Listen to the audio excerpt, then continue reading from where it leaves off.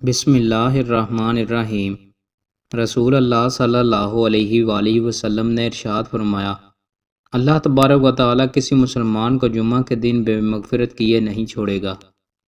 رسول اللہ صلی اللہ علیہ وآلہ وسلم نے ارشاد فرمایا، جس شخص نے کسی نیکی کا پتہ بتایا اس کے لیے بھی نیکی کرنے والے کے جیسا اجر ہے۔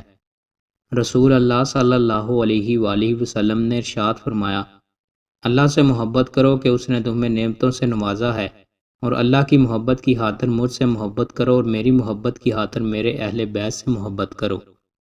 رسول اللہ صلی اللہ علیہ وآلہ وسلم نے ارشاد فرمایا، جو شخص رخسار پیٹے، گریبان چاک کرے اور جاہلیت کی سی باتیں کرے تو وہ ہم میں سے نہیں۔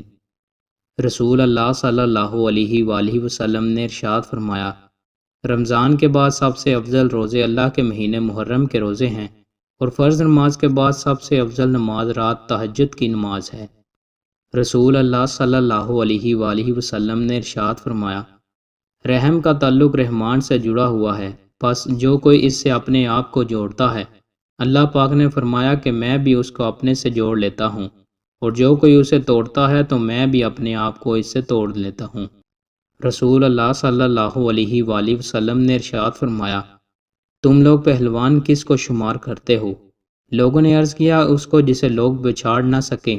آپ نے فرمایا، نہیں، بلکہ پہلوان وہ ہے جو غصے کے وقت اپنے نفس پر قابو رکھتا ہو۔ دوستوں، مزید اچھی ویڈیوز کے لیے ہمارے چینل کو سبسکرائب لازمی کریں۔ بہت شکریہ۔